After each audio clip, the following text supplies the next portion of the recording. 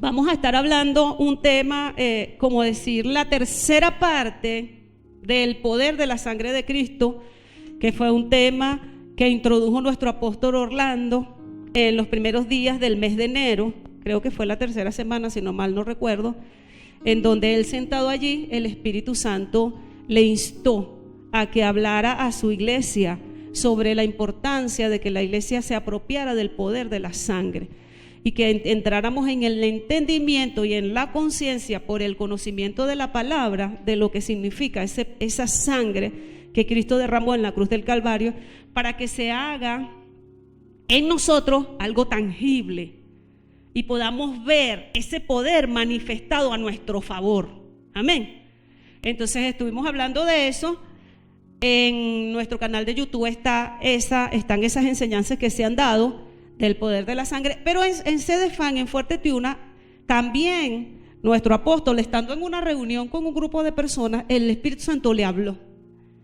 Y cuando terminó la reunión me dijo, el Señor me habló y me dijo que hablara de esto. Y ese miércoles, la primera reunión que tuvimos en CDFAN, él estableció una palabra basada en el libro de Daniel, que ya la estuvimos hablando en tiempos anteriores, antes de que terminara de diciembre, no recuerdo si fue en noviembre.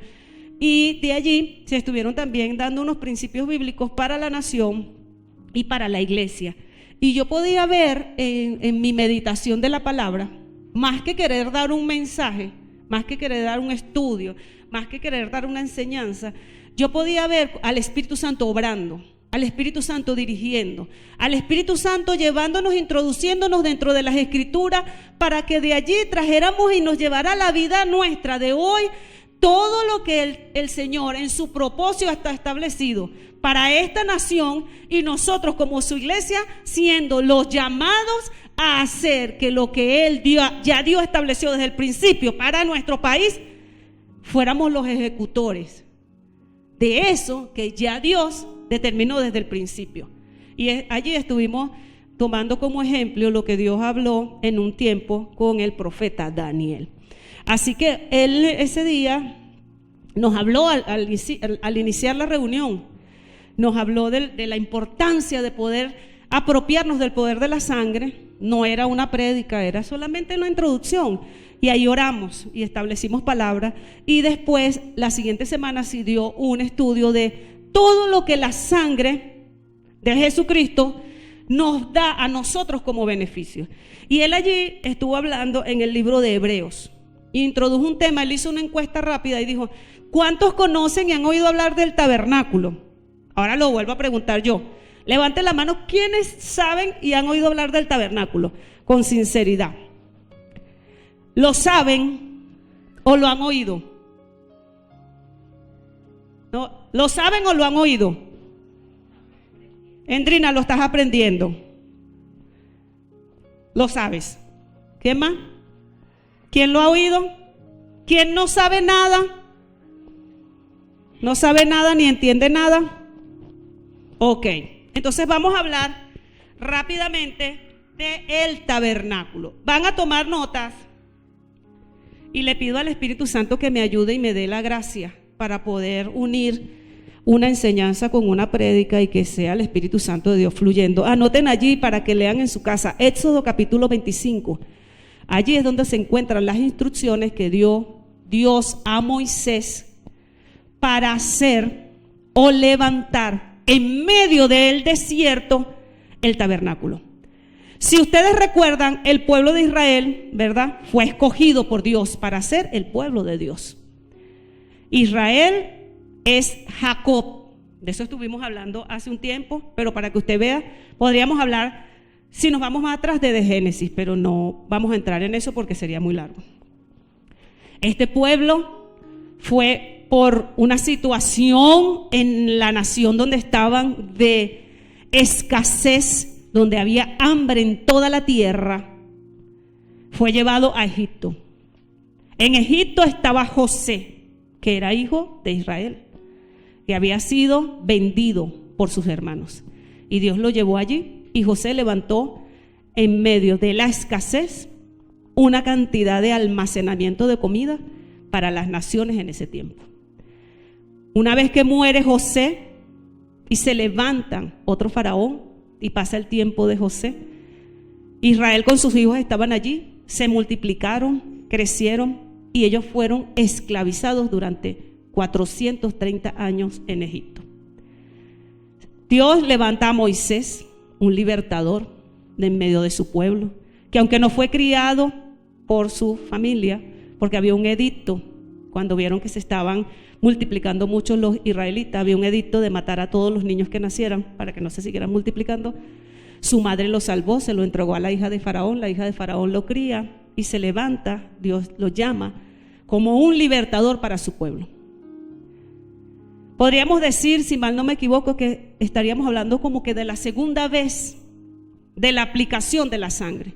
La primera vez fue cuando Dios le dice cuando Dios hace el pacto con Abraham y él sacrifica animales y pone animales para la ratificación del pacto.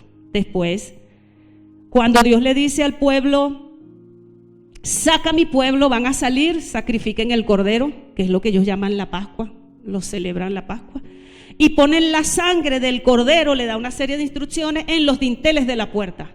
Y el ángel de la muerte pasa esa noche y en donde está esa sangre, el ángel de la muerte no entra. Mueren todos los hijos de los egipcios, mas los hijos de los israelitas no mueren, salen libres y Dios mismo los lleva al desierto. Dice la Biblia que fueron llevados al desierto para ser probados. Y en medio del desierto se comienzan a manifestar una cantidad de situaciones en donde sale lo que está en el corazón realmente de los israelitas. Sale lo que está en su corazón y Dios comienza a hablarle directamente, se manifiesta con voz audible. Primero hablaba solo con Moisés, se le manifiesta a todo el pueblo dice: no soporto esa presencia, esa voz que retumba, ese Dios que daba miedo, que retumbaba la tierra y que había dado un edicto que todo el que pasara para la montaña donde se estaban ellos escuchando la voz, que no veían a Dios, solo veían las nubes, el estruendo y aquella voz que les hablaba, y el que se acercara, que no estuviera santificado, iba a morir, porque la paga del pecado es la muerte. Y ellos no soportaron aquello y hicieron un trato con Dios. Háblale tú a Moisés y Moisés que nos hable a nosotros. Dios le da una ordenanza a Moisés y unas instrucciones, y yo rápidamente le traje aquí unas diapositivas para hablarles un poquito y mostrarles. Visiblemente va a ser rápido, no va a ser profundo. Si ustedes quieren, hay muchas enseñanzas, pero conozco gente que se quedó en el tabernáculo y nunca se fue para el Nuevo Testamento. No salió del tabernáculo, se fascinaron, porque es fascinante. Podríamos decir que este es el primer templo conocido que Dios mandó a hacer al hombre. En medio de un desierto, los mandó pidieron una ofrenda, la gente llevó generosamente todo lo que ellos sacaron de Egipto, porque Dios le dio una gracia a las mujeres israelitas para que cuando ellas salieron, las egipcias le dieron de todo a las mujeres, le dieron telas, oro, plata, y ellas se cargaron todo eso para el desierto. Y cuando Dios le da las instrucciones a Moisés y pide la ofrenda, la gente generosamente trae la ofrenda y aquí tenemos un modelo, ¿verdad? Más o menos semejante de lo que vendría a ser el tabernáculo. Si quieren se ponen para allá para que lo vean. Un momentico. En medio del desierto, imagínense ustedes cómo esto resaltaba. Era una construcción de tela, no era de bloques ni de madera, ni de lo que es cemento y todas esas cosas que uno se imagina, sino que eran maderas, eran muchas telas y pieles. Entonces fíjense ustedes, podríamos hablar así: todo lo que usted ve alrededor afuera, aquí están columnas, y cada columna tiene unos bases para poder afianzarse en la tierra.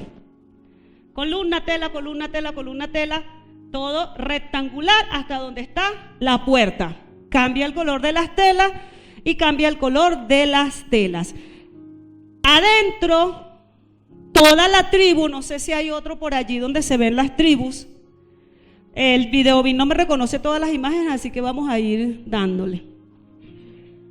Podríamos ver allí, ¿vieron? Otra forma. ¿Ve? Aquí se ven las telas blancas. Aquí se ven las medidas. Las medidas. Aproximadamente 22,5 metros atrás, 45 metros de lado. Era todo perfecto. Alrededor de esto, en este desierto, este es el monte donde les digo que ellos vieron la nube y Dios se manifestaba. Alrededor de esto estaban todas las tiendas donde ellos vivían. Ellos hicieron su vida allí, se asentaron allí alrededor. Adentro, vamos a volver a la primera. Adentro del tabernáculo no entraba el pueblo, entraban los sacerdotes. Dios levantó de una de las tribus de Israel y dijo: esta tribu no va a trabajar, solamente va a trabajar dentro de el tabernáculo y van a ser los sacerdotes. Esos son esos hombres que ustedes ven allí vestidos de blanco. Y este que está aquí, que tiene una vestidura distinta, porque tenía el efod, es el sumo sacerdote. Y allí diariamente había una actividad dentro de ese tabernáculo. Todo el alrededor se le llama el atrio. No sé si ustedes han leído algún salmo que dice así: entrad por sus atrios. Sí, lo de alrededor se llama el atrio. Entrad por sus puertas. ¿Por qué? Porque el salmista, los salmistas, David, todos ellos tenían una, ¿cómo se dice? Costumbre, ya eso era arraigado. Usted le dice, ustedes que la mayoría vinimos de catolicismo, ¿verdad? Y a usted le dicen misa y usted ya sabe qué es. Incenciario, usted sabe qué es. ¿Sí o no? Catecismo, usted sabe qué es. Bueno, algo así. Ellos ya sabían. Dentro del atrio entraban los sacerdotes y los sumos sacerdotes. Y allí vemos que había un altar del sacrificio y había como una especie de batea en donde tenía agua para lavarse. Las personas llegaban aquí, entregaban su animalito o lo que trajeran para sus pecados, para limpiar sus pecados, se lo entregaban al sacerdote, le ponían las manos, lo sacrificaban en el altar, tomaban las carnes buenas para el sustento de los sacerdotes, sacrificaban las vísceras y todo eso, y ellos se lavaban aquí. Miren donde están las ovejitas, mira, aquí había uno rico que trajo una vaca y un toro. Tenía un pecado más grande. Algunos no tenían dinero para comprar los animales, ni siquiera una ovejita, y traían que si flor de harina. Es largo, vean todo lo que, si quieren lo leen en la Biblia, es largo, todo lo que podían traer. Una vez al año, solamente una vez al año, el sumo sacerdote podía entrar en este lugar. Vamos a ver las otras diapositivas.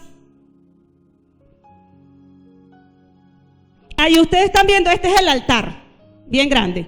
Era de bronce, todo tenía unas medidas, unas especificaciones, el material, todo estaba completamente estipulado y se tuvo que hacer exactamente. Y todas las cosas, vuélvelo un momentito, perdón Carlita, tenían esto, ustedes van a ver, en el del altar, creo que es allá. ¿Vieron que tenían estas barras? Porque ellos, cada vez que Dios le decía se tienen que mover, movían todo esto y se lo llevaban y lo tenían que cargar.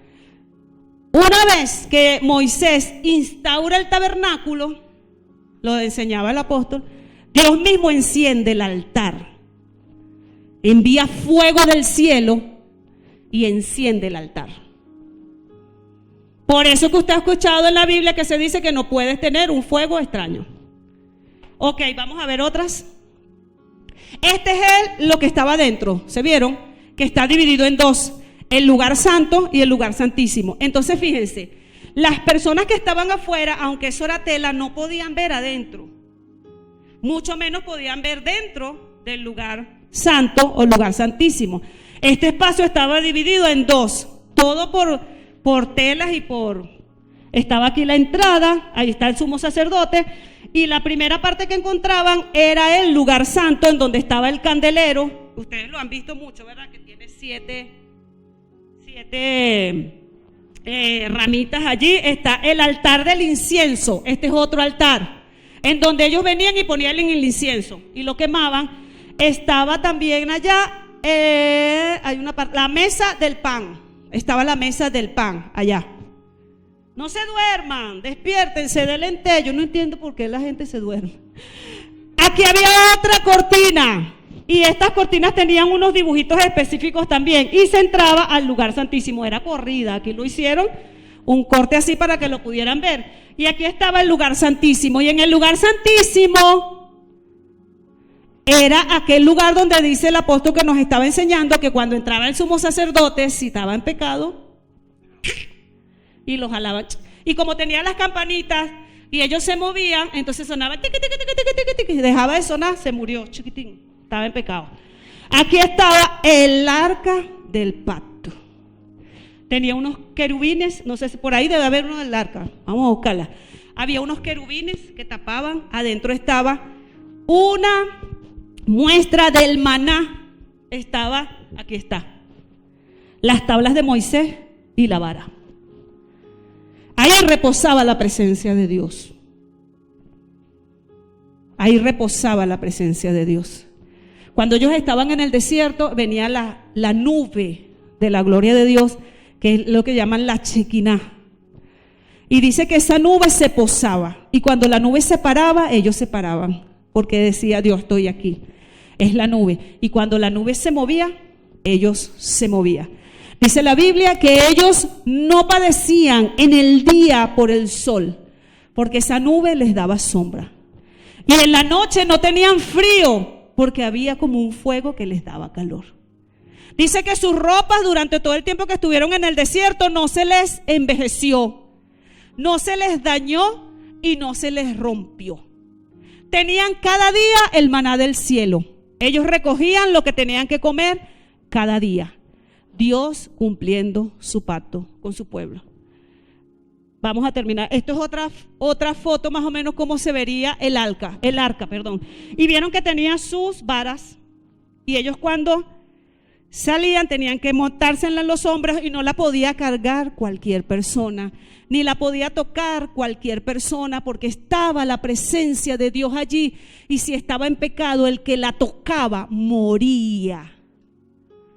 Gracias a Dios por el nuevo pacto. Gloria a Dios. Después, mucho tiempo después, solamente quiero que vean esta foto. Esto es una muestra, una foto que podríamos decir, cualquiera de las dos, del templo que construyó Salomón. El tabernáculo era una cosa, y después Salomón construyó un templo, ¿verdad que sí? Cuando ellos fueron llevados cautivos, el rey de Babilonia que llega allá a Israel destruye este templo por completo y se lleva todos los utensilios de la casa con lo que se hacía todo aquel rito diariamente del incienso, de los sacrificios, del pan. Se lo llevó todo para Egipto. Esas eran cosas de oro. Eso era una cosa primorosa. Eso no es que eran unos platos como los Tupperware que tenemos nosotros de Mavesa. No, señor. Eso eran unas cosas, las vasijas, las cucharitas. Yo hice una cuenta y los anoté todo. Era una cosa espectacular. Todo eso se lo llevó Nabucodonosor para Babilonia. Y este templo esplendoroso fue destruido. Y vienen como Samuel, esta maqueta del templo que hizo Samuel, fue lo que David soñó para hacerle a Dios. Pero como David derramó tanta sangre, Dios le dijo: usted no puede construir templo. Y el templo lo construyó su hijo Salomón. Y fíjense, aquí vemos la parte donde se lavaban, el lavacro, ¿verdad? Vemos allí todo lo que ella hacía. Aquí está el sacerdote y él adentro, fíjense, él hizo un templo con madera pero recubierto de oro. Y entonces ya él no lo hizo con telas, sino que hizo algo, ya no era con pieles, sino ya era algo él mandó a traer los árboles de otro lado. Fue una cosa extraordinaria. Y entonces él de una vez hace un lugar santísimo, y aunque hay un velo, pero lo hace distinto, y él pone unas escaleritas para llegar al lugar santísimo. Y entonces aquí ya el altar aquel, que es este que ustedes ven allá, está fuera del templo. Ese altar del sacrificio está fuera del templo. Y adentro del templo está la presencia de Dios, y es lo que después nosotros llegamos a creer a conocer como el altar. Es bien importante que entendamos esto. Si usted va a una iglesia, ¿verdad? Que la estructura de un edificio de una iglesia, están los asientos y están unas escaleritas, y uno dice, allá está el altar, ¿sí o no? Ustedes allí dirían, bueno, este es el altar, porque es el concepto que nosotros tenemos adentro. Imagínense ustedes ellos que duraron años y años haciendo estos ritos, la separación mental que había en sus mentes de lo que era un altar, de lo que era un sacerdote, de lo que era un sumo sacerdote, y de lo que era la presencia de Dios. Y dice la Biblia que todo esto era sombra. Vamos a leer en Hebreos, podemos quitar esto.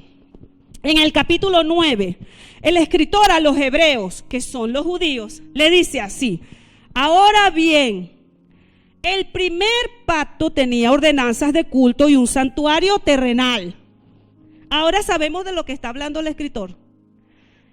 Porque el primer tabernáculo que se erigió contenía el candelabro, la mesa, el pan de la presencia, y era llamado el lugar santo. Y no sé si se dan cuenta que el escritor a los hebreos comienza a describir el tabernáculo por el lugar santo y no por el atrio.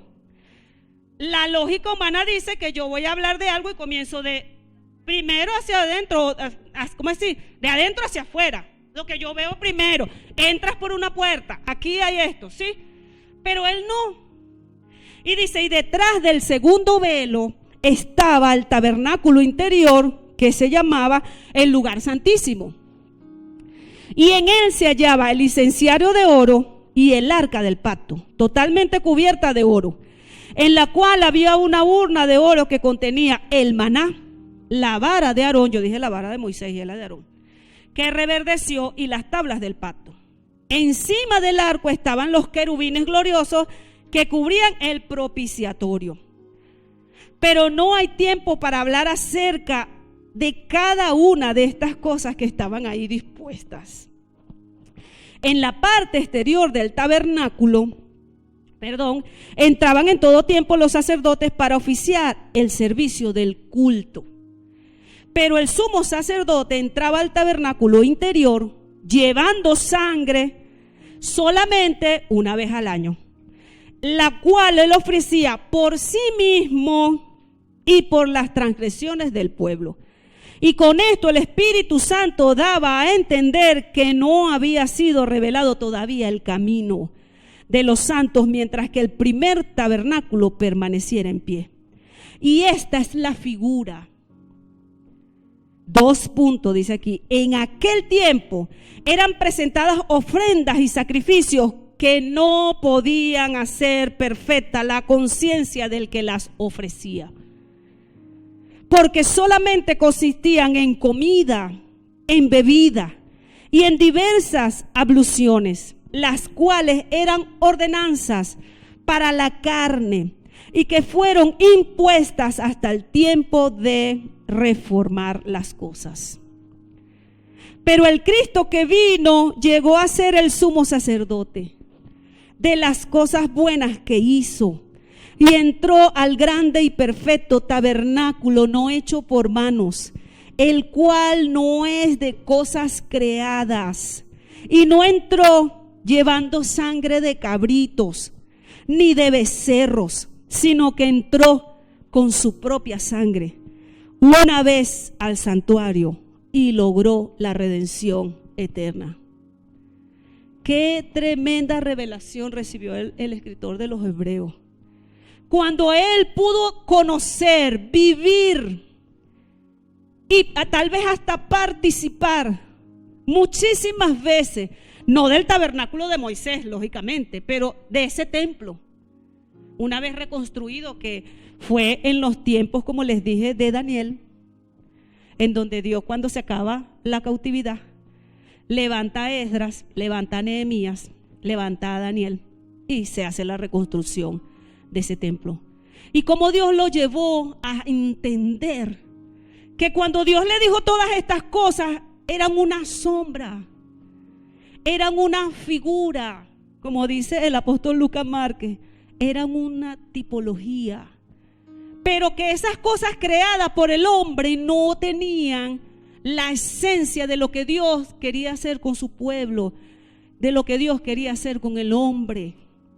Dios llevó al pueblo de Israel a vivir esa experiencia para mostrarle, dice, una semejanza del cielo.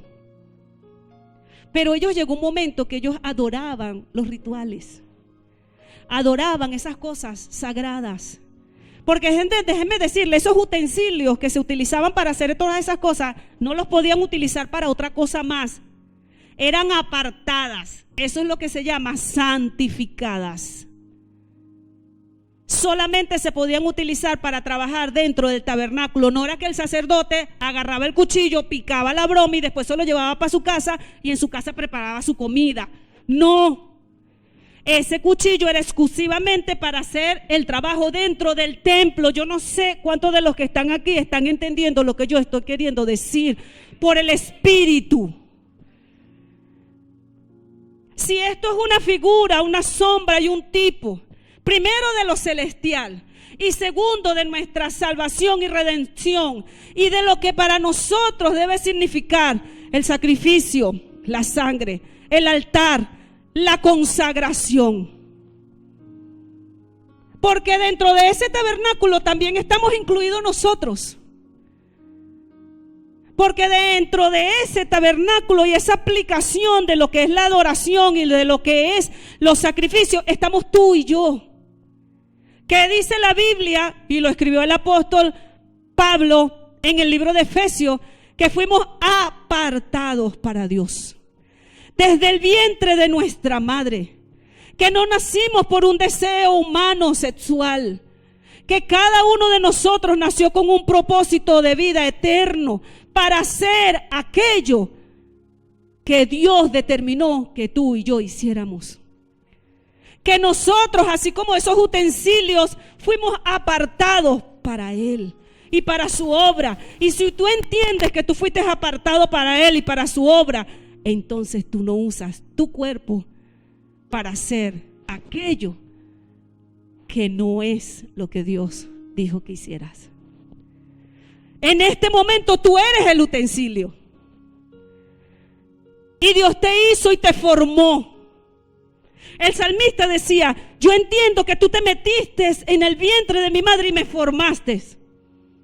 Él entendió que su vida no le pertenecía. Él pudo entender que Dios lo hizo nacer, pero no solamente lo hizo nacer, él entendió que Dios lo formó, como formó aquel primer hombre, como formó aquella primera mujer.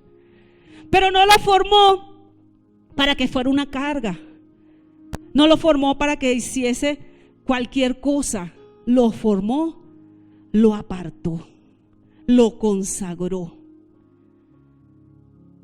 Y en aquel entonces no se podía consagrar sin sangre, porque estaba establecido que la sangre era lo único que limpiaba. Y entonces se podría decir que si este vaso que yo lo iba a usar para los sacrificios no estaba limpio, yo no lo podía usar. Entonces ellos agarraron y le echaron sangre. Dice aquí la Biblia en el libro de los Hebreos,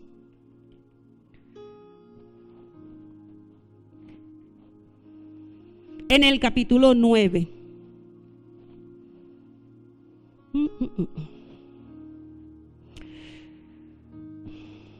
En el 18 dice: por eso ni siquiera el primero fue establecido sin sangre, hablando del pacto, Porque cuando todo el mandamiento fue promulgado por Moisés a todo el pueblo, Moisés agarró y dijo: vamos a hacer un tabernáculo.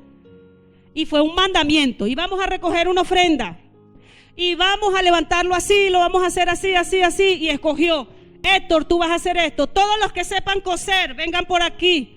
Todos los que sepan trabajar con cuero, vengan por aquí. Todos los que sepan pintar, vengan por aquí. A cada uno de los que Dios les había dado talento, los escogió y los puso a hacer el trabajo. Y dice que una vez el trabajo terminado, tomó la sangre de una becerra, agua con lana y escarlata y un hisopo. Y dice que roció los libros y roció a todo el pueblo, diciéndoles: esta es la sangre del pacto que fue ordenado hoy por Dios. Y también roció con algo de sangre sobre todo el tabernáculo y sobre todos los utensilios del servicio del culto. Porque conforme a la ley, todo es purificado con sangre, y sin derramamiento de sangre no hay perdón. El primero que hizo un derramamiento de sangre para perdón de pecado fue Dios mismo. Cuando Adán y Eva pecaron, Dios sacrificó un animal y les dio las vestiduras, los vistió porque ellos estaban desnudos.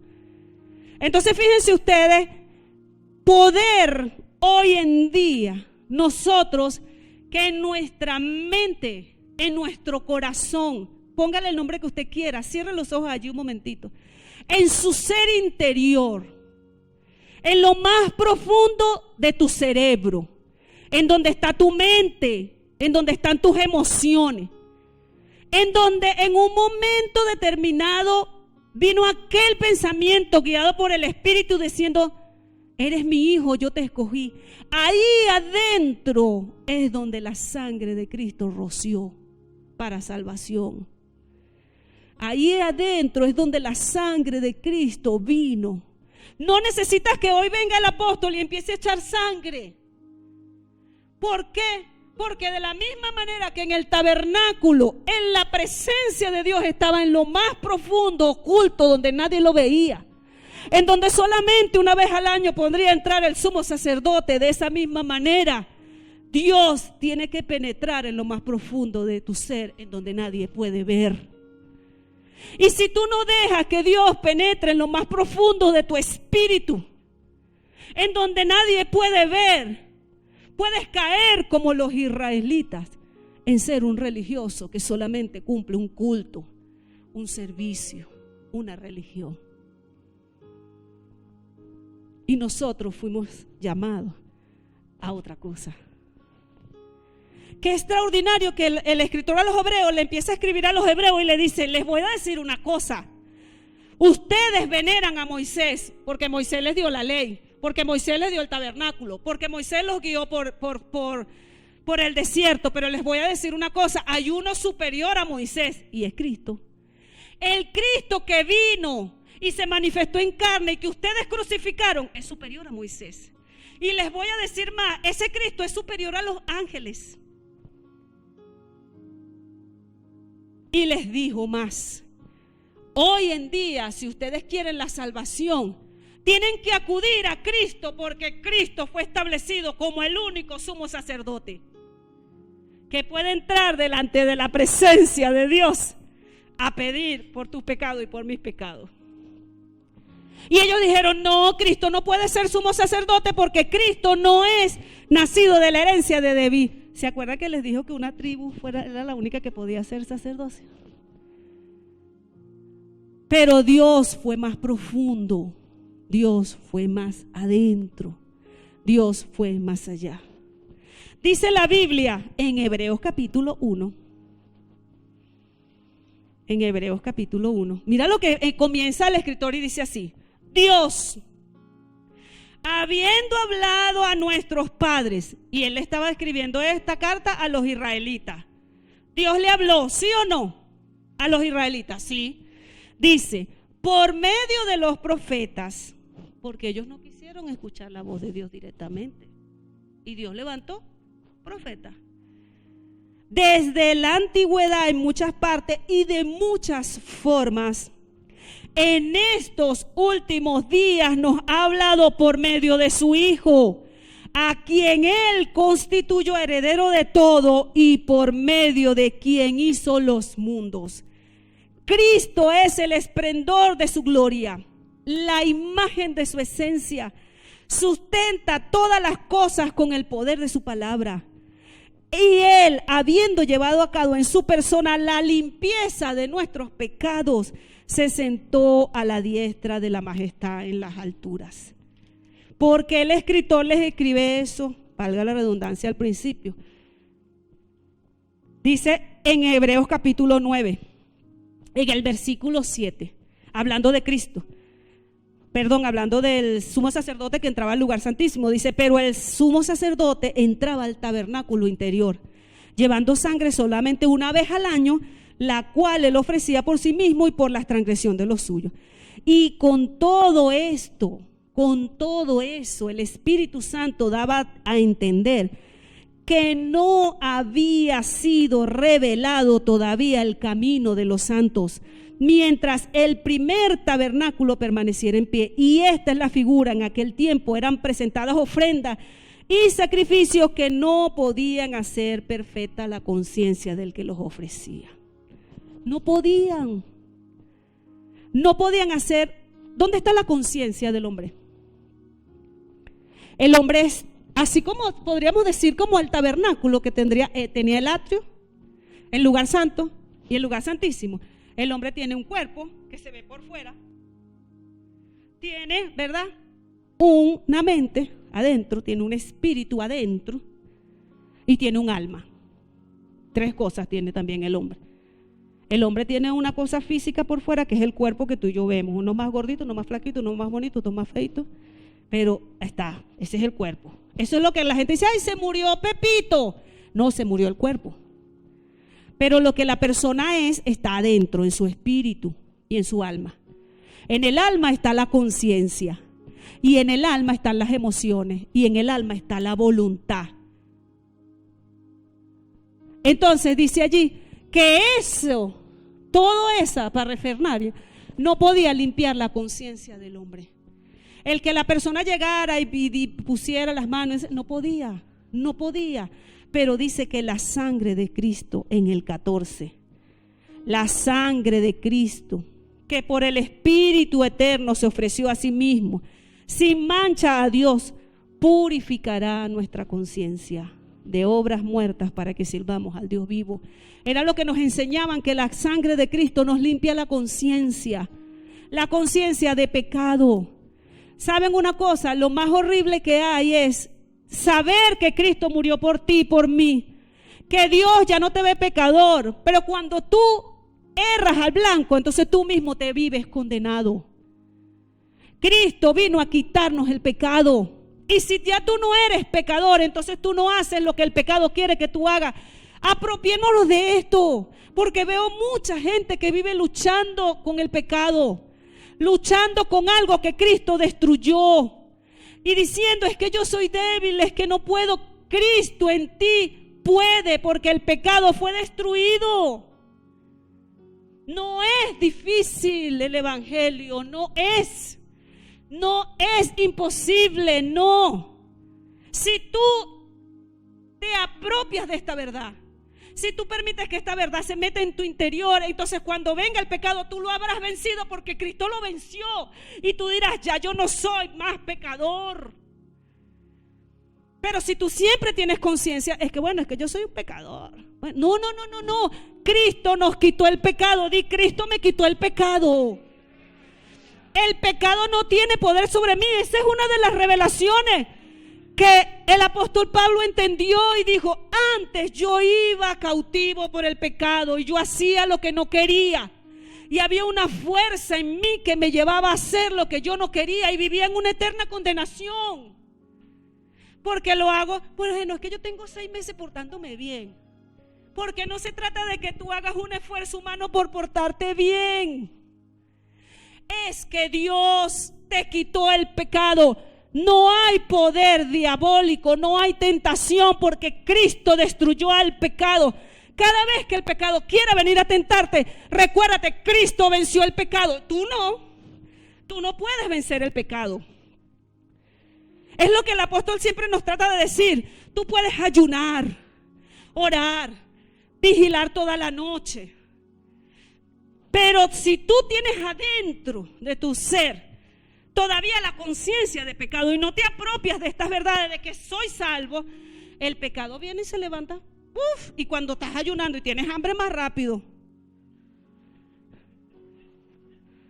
Por favor, porque no es en tu fuerza, porque no es externo. Yo me puedo vestir de evangélica. Me he visto, me pongo una falda larga, no me afeito, no me maquillo, me pongo un velo y soy evangélica y ando con la Biblia y soy evangélica. Y la gente dice, esta es evangélica. Y no bebo, no fumo, no bailo, no digo grosería, no. Pero adentro de mí el pecado puede seguir dominándome. ¿Por qué? Porque yo me quedé en lo externo. Pero Cristo se metió adentro de ti, adentro de mí, nos dio el poder y la potestad para poder vivir esta vida en este mundo terrenal y venciendo para vencer. Porque Cristo ya hizo todo. Ya yo no soy un pecador. Ya yo no soy un pecador. ¿Por qué? Porque Cristo venció el pecado, porque su sacrificio en el altar, que era lo que nos enseñaba el miércoles la maestra Alegría, que ese altar estaba fuera del lugar santo, el altar del sacrificio. Y Cristo fue crucificado en las afueras de la ciudad. Ese sacrificio único quitó el pecado. Quitó el pecado. Quitó el pecado. Dice que ese sacrificio único nos dio la redención. La redención es que por el pecado tú te haces un esclavo y tú tienes un dueño. Y viene Cristo y pagó el precio. Pagó el precio. ¿Cuánto vale la liberación del Olimar? Necesito un sacrificio. Toma, aquí está. La sangre de Cristo pagó el precio. No fue gratis. Él pagó. ¿Tiene que pagar el Olimar? ¿Tiene que pagar usted, coronel? ¿Quién pagó el precio? Tienes tú que entonces agarrar y arrodillarte, salirte una broma aquí para pagar el precio por tu salvación, para luchar en contra del pecado. No, hermanos. Y esa es la verdadera libertad. Y eso es uno de los poderes más extraordinarios de la sangre de Jesucristo. Eso es uno de los poderes que te hace andar por encima de las circunstancias, porque tú tienes tu mirada puesta en Cristo Jesús. Que el sistema no gobierna tu vida, porque tú sabes en dónde está tu herencia, en dónde está tu verdadera casa, en dónde está tu Redentor, tu Salvador, el que pagó el precio. Dice la Biblia que hasta que Jesús venga a buscarnos a su iglesia, el Espíritu Santo es la prenda, es la arra que dice: alegría me pertenece, Grisel es mía. Y entonces viene Satanás y dice: no, ya va, Loida está apartada, Lorda está consagrada. Vemos gente dentro de la iglesia que manifiesta posesiones demoníacas por el desconocimiento de esta palabra y de esta verdad. Porque la Biblia dice que ahora, si en aquel tiempo el tabernáculo estaba la presencia de Dios y en el templo de Salomón vino la presencia de Dios, hoy en día yo soy el templo y hoy en día la presencia de Dios está en mí, y hoy en día el fuego de Dios está en mí, y hoy en día el sacrificio de Jesús me quitó el pecado y soy yo quien anda con la presencia de Dios continua. Y soy yo, como lo dice el apóstol Pedro, sacerdote que puedo interceder por los pecados de aquellos que todavía no han recibido salvación. ¡Qué extraordinario! ¿Dónde está el altar hoy, pastor? Aquí. ¿Dónde se sacrifica cada día? Aquí. Adentro de mí. En mi interior. Adentro de mí. Este lugar está santificado. Aquí habita la presencia de Dios. todo el que venga a este lugar va a poder percibir la presencia de Dios.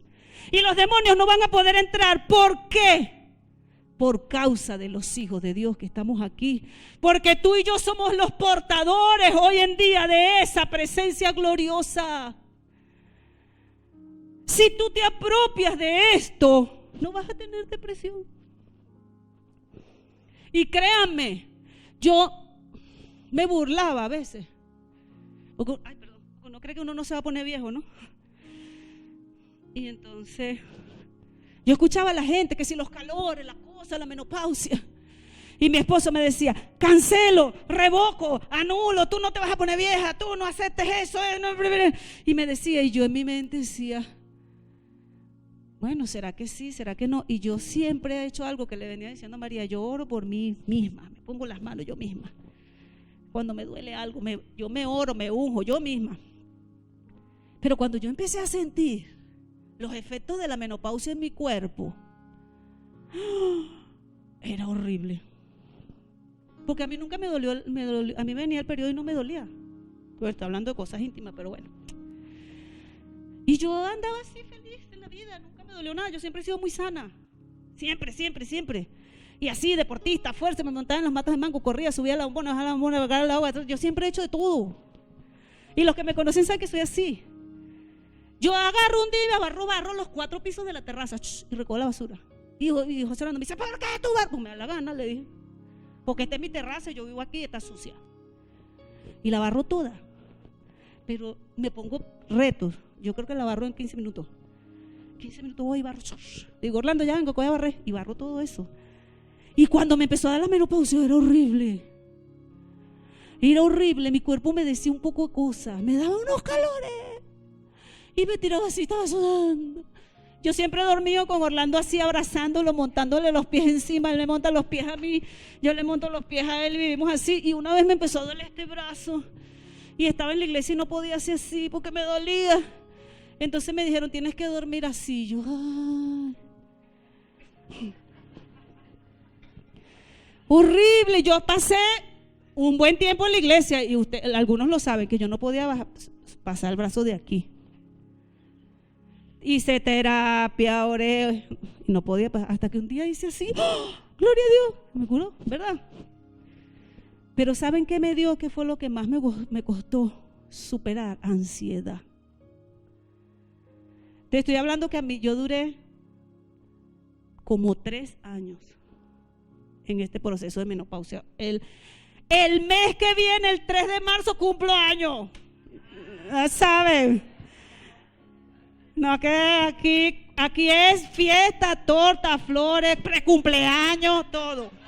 Precumpleaños, cumpleaños y poscumpleaños. Y a mí sí me gusta la fiesta y todo, todo.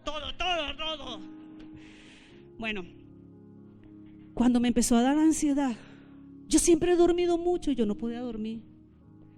Y estaba íntegra en la noche así. Y Orlando dormía y yo lloré, me sentí mal.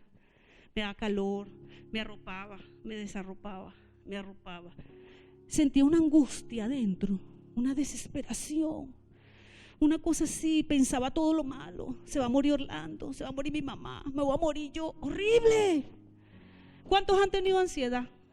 Sinceramente. Eri está en Argentina. Dios mío, yo lloraba. Me acordaba de mi pasado. Horrible. Lloré mucho. Al siguiente día me levanté y me venía para acá. Si era un sábado domingo, muchas veces.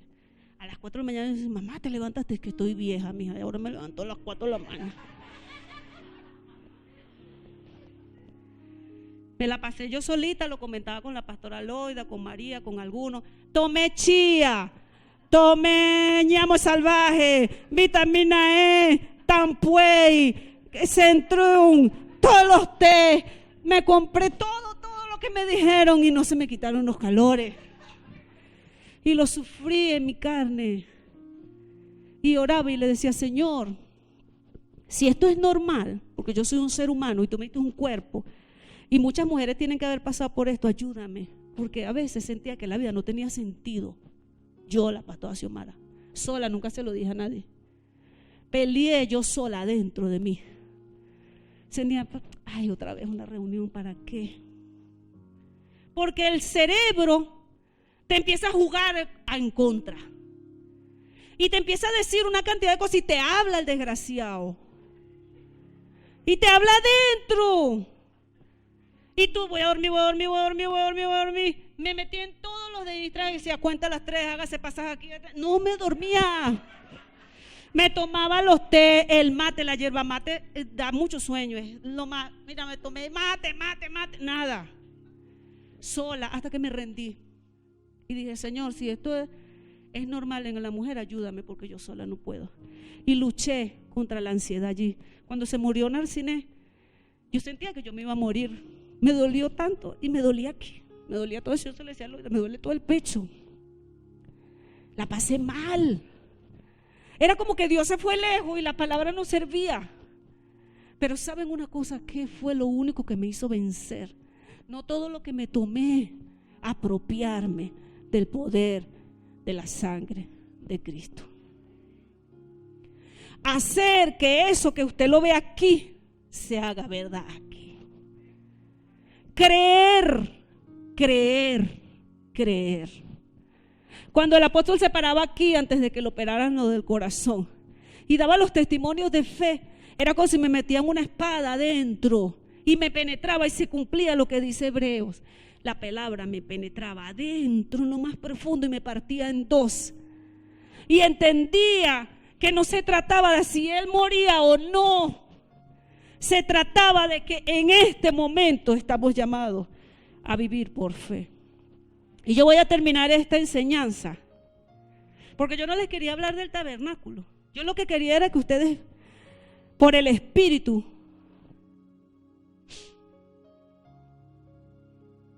y le pido a Dios que así sea, y por la palabra, y por lo que vieron, con todos los recursos que uno tiene, los lleve a cada uno en su interior, en su espíritu, a vivir una vida venciendo por el poder de la sangre de Cristo. Porque duele ver hermanos cristianos en religión, en pobreza, el evangelio no le funciona, en depresión. El lunes una persona que fue un tiempo a Nido de Águilas, que vive en Fuerte Tiuna, se tiró del cuarto piso, quinto piso. Y Dios en su misericordia no permitió que muriera. Y fue a una iglesia y le hicieron liberación. Y estuvo en Nido de Águilas y hablamos y le oramos y le ministramos. ¿Qué es lo que pasó con ella? ¿Qué es lo que pasa? Que tú hablas y dices, el país está bien, pero tú estás pelando y no tienes nada. Tenemos que apropiarnos de esta palabra, hermanos. ¿Dónde está mi pañuelito? Tenemos que apropiarnos hasta aquí.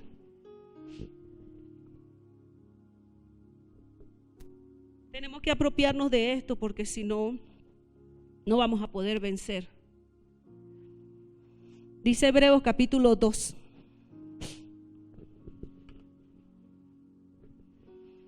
Dice así el escritor. En mi Biblia dice que no es mía, que es de mi esposo. Yo se la quito. Yo soy fan de las Biblias así. Yo la tengo en el teléfono, pero no sé, me gusta más así. Ya estoy vieja. Dice así: el alto riesgo de la negligencia. Dice, por tanto, en el capítulo 2, versículo 1, es necesario que prestemos, capítulo 2, prestemos mucha atención a lo que hemos escuchado. En sus Biblias, ¿cómo dice la versión Reina Valera?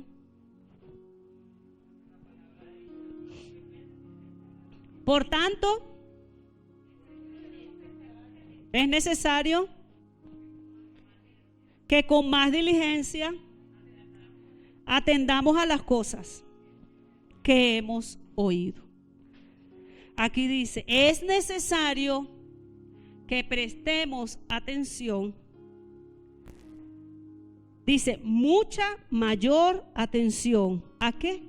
A lo que hemos escuchado.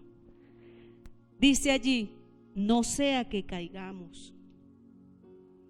Porque si la palabra hablada mediante ángeles fue cierta, Y todo el que habiéndola escuchado y cometido transgresión contra ella, recibió justa retribución. Y entonces él se hace una pregunta: ¿cómo escaparemos nosotros si somos negligentes en cuanto a las cosas que son nuestra salvación? Las cuales comenzaron a ser declaradas por nuestro Señor y nos fueron confirmadas por quienes la escucharon de Él, dando testimonio respecto a ellas con señales, con prodigios, con diversos milagros, con reparticiones del Espíritu Santo, los cuales fueron dados conforme a su voluntad. Más adelante el escritor, como está hablando a los hebreos, le dice: no sea que ustedes, por causa de la incredulidad, no puedan entrar en el reposo. ¿Cuántos de nosotros, como dice allí, no hemos visto señales, milagros? ¿Cuántos de nosotros no fuimos escogidos y Dios nos dio una cantidad de dones, de talentos, y nos olvidamos porque no prestamos atención y somos negligentes? Creo que es un llamado del último tiempo. Señores, es tiempo de apropiarse de la sangre de Cristo. Si tu confianza está puesta en el sistema, estás apostando mal. Si tú crees que va a venir un presidente nuevo que va a ser el que te va a cambiar la vida, estás poniendo mal tu confianza. Si tú dices: yo voy a estudiar, yo voy a hacer, y no estoy diciendo que no lo hagan, pero esa no es tu confianza. Tu confianza tiene que estar puesta en Dios, en su sangre, porque Él venció. Porque Él venció y nos entregó la victoria a nosotros. No las entregó, no las delegó, no las heredó. Es tuya, es mía. Yo le decía a una persona en estos días: tú eres importante porque Dios te escogió para que manifiestes su gloria. No es para que seas un evangélico religioso, lo hemos dicho hasta el cansancio. No es para que digas: ay, hay que orar porque los gobernantes pecan. Los gobernantes no tienen salvación. Oremos para que se salven, para que se les revele esta verdad, para que venga Cristo a sus vidas.